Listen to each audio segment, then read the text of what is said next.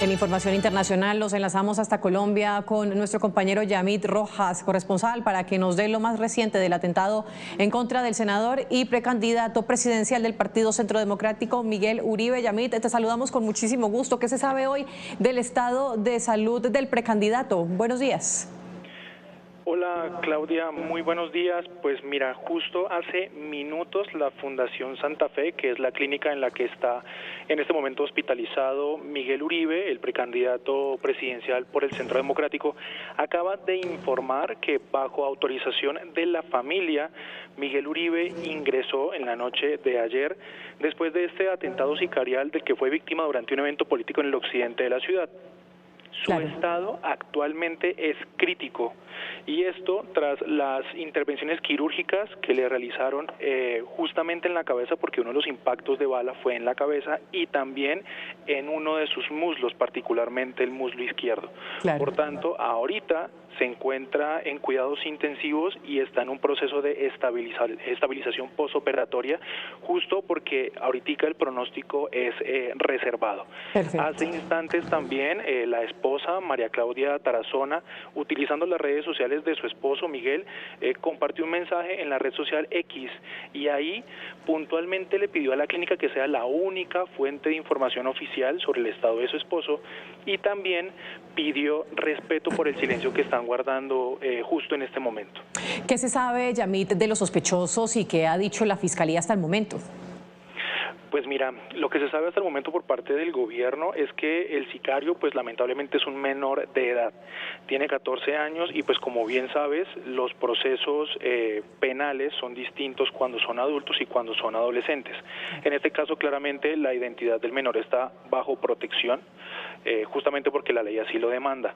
Pero lo que el gobierno ya pidió en primer lugar, entre las hipótesis que se manejan sobre este intento de asesinato, es que primero, aparte de la investigación sobre el menor, que se investigue el esquema de seguridad y el escolta. Y es que recordemos que en los videos que han surgido justo de los asistentes a este mitin político, se puede ver que el menor de edad estaba muy cerca del candidato. Y esto confirmaría una primera hipótesis, y es que hubo errores en el protocolo de seguridad, justo los que permitieron que ocurriera lamentablemente pues este atentado, ¿no?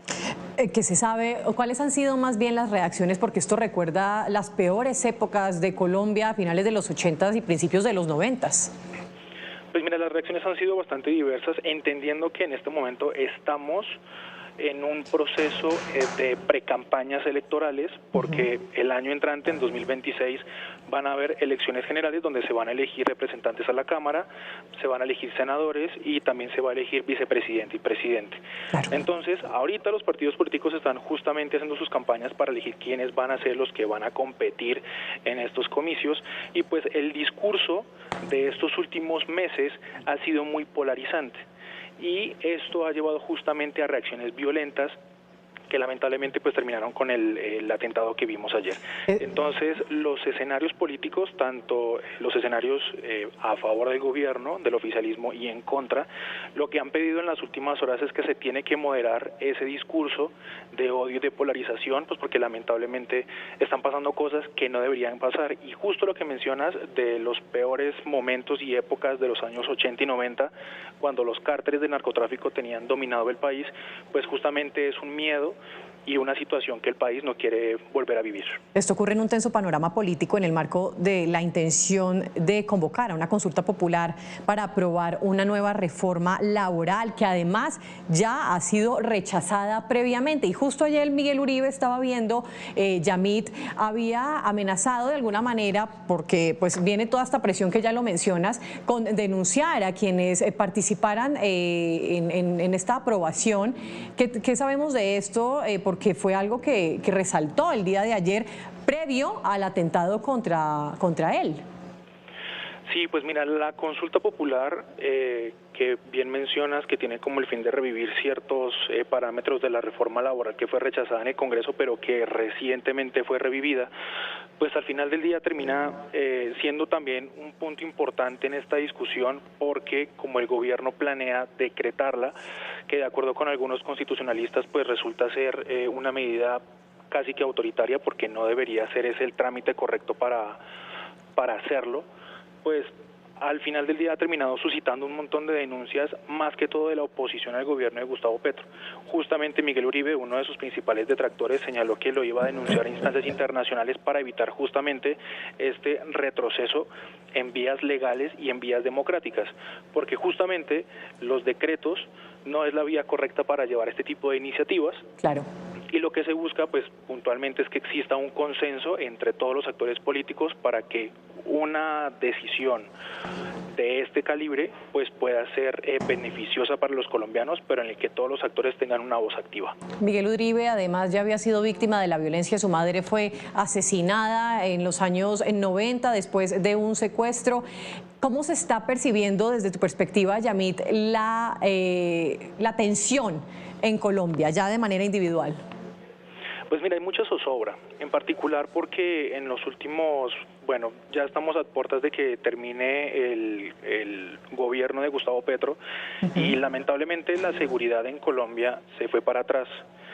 El acuerdo de paz que él había recibido justo, que firmó el expresidente Juan Manuel Santos, que no logró consolidarse de lleno con el presidente Iván Duque y que él en su campaña presidencial prometió continuar, pues lamentablemente no ha sido así. Claro. Ha tenido muchos obstáculos y estos obstáculos han permitido que los grupos criminales que estaban sentados en mesas de negociación lamentablemente salieran de ellas, terminaran usando estos espacios donde los combates habían cesado para volver a rearmarse y volver a atacar a la población civil. Claro, claro. Entonces hemos visto que han habido muchísimos atentados, especialmente contra la fuerza pública, y esto da a entrever que sencillamente la seguridad en el país retrocedió.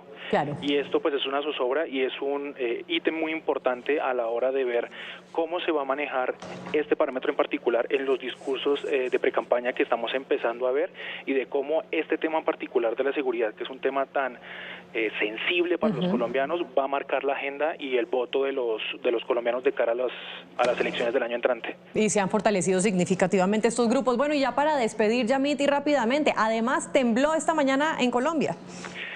Sí, pues fíjate, si pues ya veníamos justo viviendo como con esta tragedia, pues nos despertamos hoy domingo con el movimiento telúrico. Según el Servicio Geológico, fue un sismo de 6.4, inicialmente ocurrió en el departamento de Cundinamarca. El departamento de Cundinamarca está en la ciudad de Bogotá, queda muy cerca del municipio de Paratebueno. Justo este fue el epicentro. Según el servicio, pues fue una profundidad superficial menor a los 30 kilómetros, y esto pues se sintió muy fuerte en Bogotá y muy fuerte también en el departamento vecino de Cundinamarca, que fue Villavicencio. Ya, por ejemplo, el gobernador de Cundinamarca, Jorge Rey, informó que hubo varios daños en algunas vías principales que conectan justamente estos dos departamentos, pero hasta el momento el reporte de daños pues está justamente en evaluación ahorita, pero no se han reportado víctimas ni lesionados ni fallecidos. Perfecto, Yamit, muchísimas gracias por habernos acompañado aquí en ADN 40 esta mañana, y vamos a seguir entonces en contacto conforme evolucione la salud de Miguel Turbay. Buenos días.